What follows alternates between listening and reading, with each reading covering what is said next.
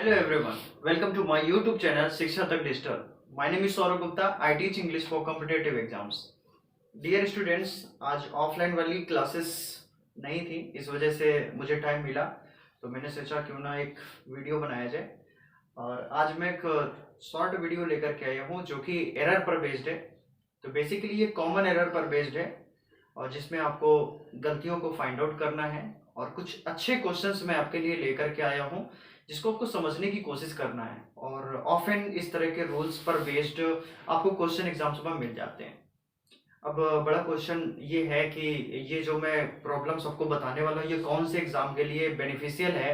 तो मैं आपको बता दूं कि ये सुपर टेट के लिए या टेट के लिए या एसएससी या फिर आपका जो है एयरफोर्स नेवी या फिर आपका जो है डिफेंस का कोई भी एग्जाम हो उसके लिए बहुत ही ज्यादा इंपॉर्टेंट है.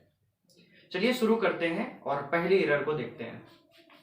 देखिए हमारा जो पहला क्वेश्चन है लिखा हुआ है अनदर बैफलिंग चेंज. देखिए बैफलिंग क्या होता है? बैफलिंग होता है इम्पॉसिबल टू अंडरस्टैंड. जिस चीज को समझना क्या हो कठिन हो, जिस चीज को समझना कठिन है. तो another baffling change that I notice in him nowadays is that he avoids to speak to me. तो बेसिकली आप देखें इस सेंटेंस में कहाँ गलती है. तो मैं आपको बता दूं कि आपने पहले पढ़ा जरूर होगा और नहीं पढ़ा तो मैं आपको बता दूं. यहां पे एक वर्ड मिल रहा है avoid. Avoid is a word. Avoid एक ऐसा वर्ड है जो अपने साथ में जीरंड को फॉलो करता है. किसको फॉलो करता है? जीरंड. और बेटा जीरंड का मतलब समझ गए होगे. जीरंड का मतलब वर्ब की कौन सी फॉर्म?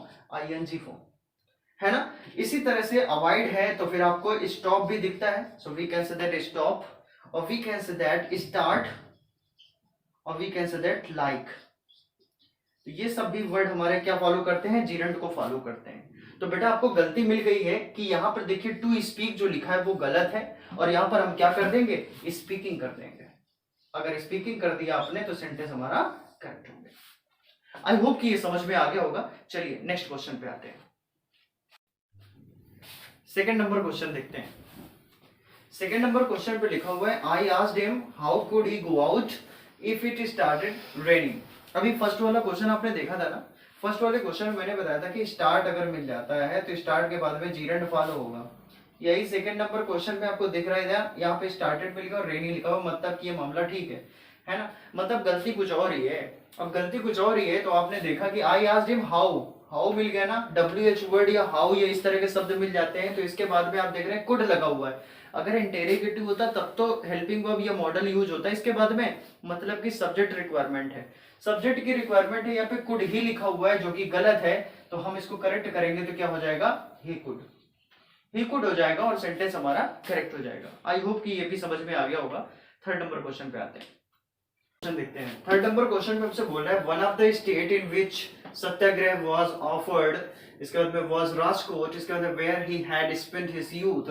आपने देखा बहुत आसान सी प्रॉब्लम है. और जो बच्चे ऑफलाइन वाले हैं उनको तो मैंने हर दूसरी तीसरी क्लास में मैंने ये रूल बताया है. वो क्या है आपको पता है कि सेंटेंस में कभी भी आपको वन ऑफ मिल जाए तो वन ऑफ के साथ में आपका जो नाउन आता है वो प्लूरल आता है और वर्ब कैसी आती है? सिंगुलर आती है. पता है ना बेटा.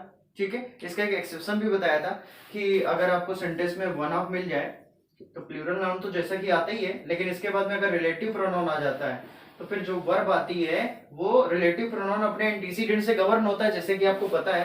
तो प्लूरल नाउन के अकॉर्डिंग वर्ब प्लूरल हो जाती है. ये एक्सेप्शन है लेकिन फिलहाल यहाँ पे एक्सेप्शन वाली कंडीशन ही नहीं है.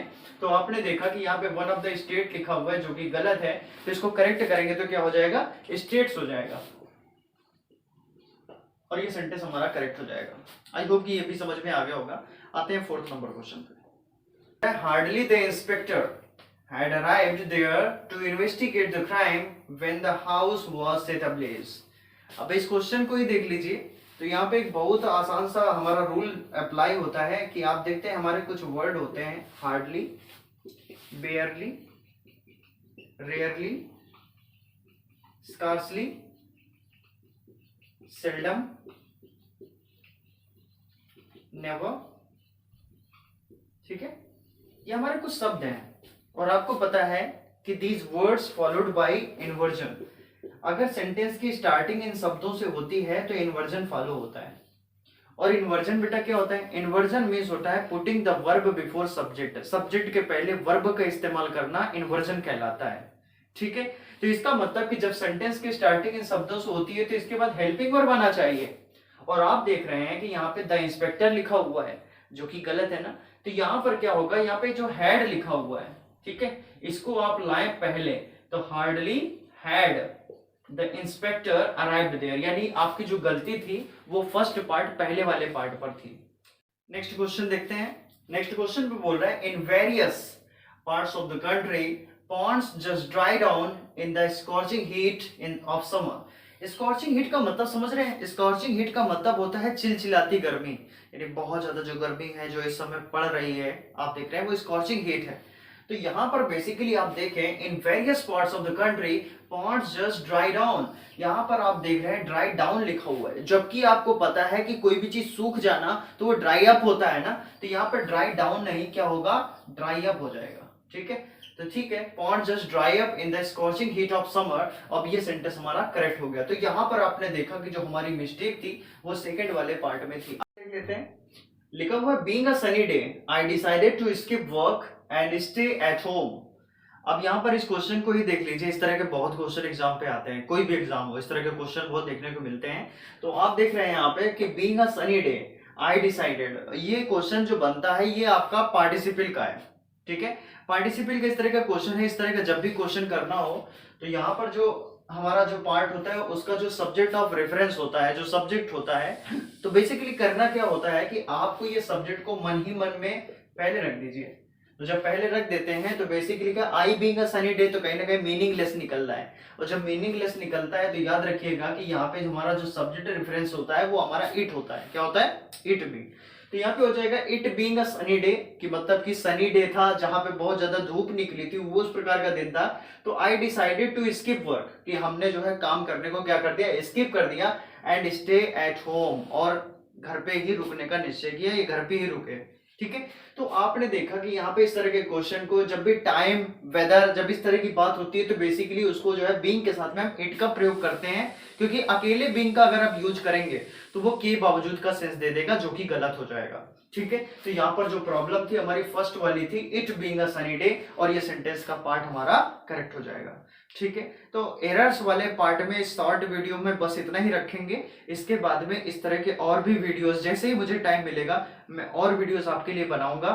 और आपको क्या करना है, इस वीडियो को और ज्यादा लोगों तक पहुंचाना है, ताकि मेरा जो चैनल है वो थोड़ा सा प्रमोट हो, और इसके बाद में लोगों की और भी हेल्प हो सके, और बेसिकली मेरी हेल्प होगी। ठीक है, this is all for today. आज के लिए हम बस इतना ही रखेंगे, और नेक्स्ट क्लास में कुछ और नए वीडियोस मैं आपके लिए लेकर के आता हूँ।